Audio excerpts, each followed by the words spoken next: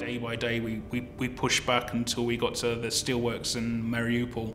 Russia just went out on like all-out like decimation of like Mariupol, using everything they had against us. Eventually, towards the end of the first week of April, by this point we had a second encirclement because they cut us off from Azovstal, and we were now basically on our own.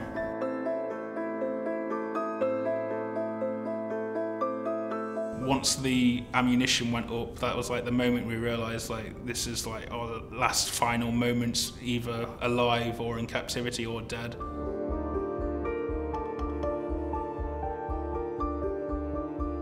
I knew going into captivity was going to be a pretty horrible experience and nothing of what I can even prepare myself for. And I decided to make a proof of life video because at that moment I honestly believed that would probably be the last time anyone sees like a video of me alive.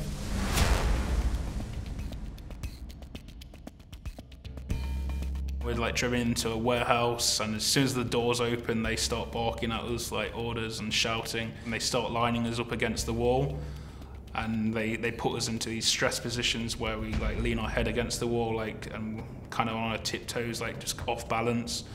And they kept us in this for like 11 hours. He said, "Where are you from?" And I briefly replied, "Great Britain." As soon as I said that, he like punched me on the nose and beat me a few times, and then one of his seniors stopped him.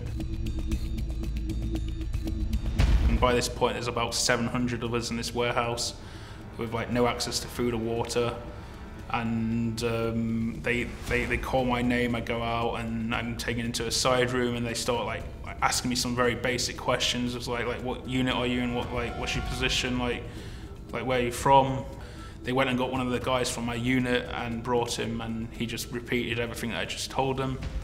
And then they put me back in, and then 10 minutes later they call my name again. I go to the door, they put handcuffs on me, and then they put me into the back of the car, and as we drive out they tell me that like now I'm going to be taken to be shot.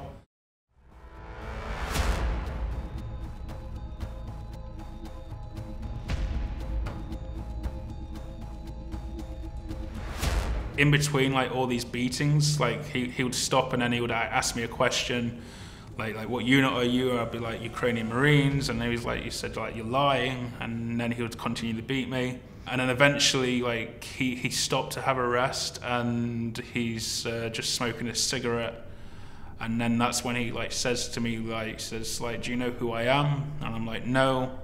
And then he says like I am your death. And he says, do you want a beautiful death or do you want a quick death?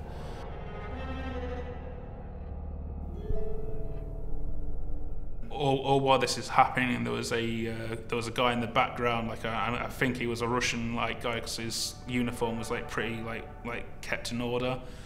And at one point I remember I was like in and out of like consciousness like to a degree, and I remember he walked in and he was like, stop, you're gonna kill him. And then I was taken into a side room and just given like a police style like statement where he just asked me about everything that I've done.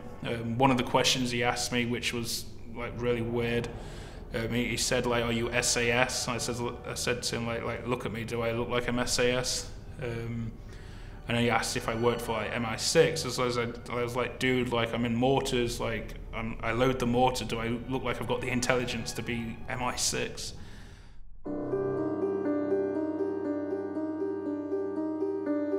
And I just kept hearing the words death sentence in my head, because as well at this point, like in captivity, like every day, like pretty much I've been taken out like repeatedly to do like these propaganda videos and calls. Some of the stuff they didn't put up online, and it was just a constant like mind game of just being taken out with a hood and not knowing where you're going. And then that continued after 3 weeks after the court date. They stopped that altogether to like make me disappear basically, and then 3 weeks later they came again and just started the process of like taking me out every time. And I remember it was like at that moment, like every time I would go out, like the guard would like always like say something like negative, like, oh, like why haven't you been shot yet, or like now we're taking you to be shot, stuff like that. And so every time I left my cell, I didn't know if this was going to be like my last few moments alive.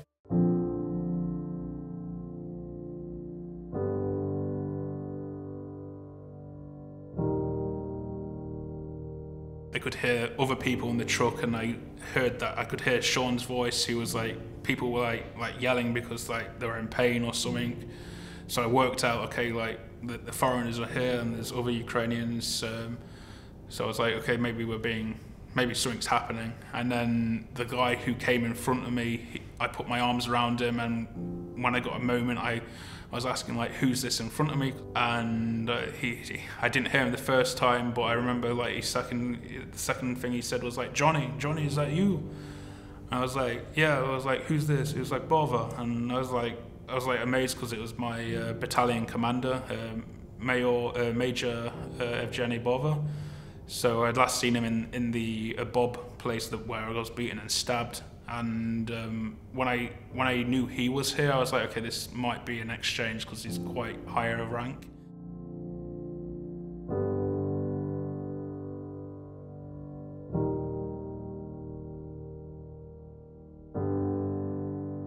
I remember walking across the tarmac to the stairs to this plane, and there was all this Saudi security there, and they patted us down and then directed us to the passenger section. And when I got into the passenger section, there was the man that I saw earlier, who I thought was press. He just asked me like, how am I, like where am I from? And then I sat down, and then Shaun, my friend, he came in second, and that's when he was like saying like, you don't half look like Roman Abramovich, and that's when he said like, that's because I am. And then when Shaun sat down, I was like, who's Roman Abramovich? And then he was like, the Chelsea Football Club owner, and I was like, oh, okay.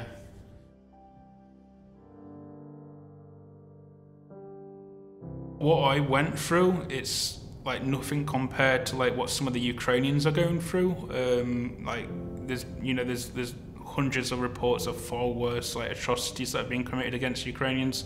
I say I got off like lightly, like compared to what Ukrainians have been going through at the hands of like Russian forces.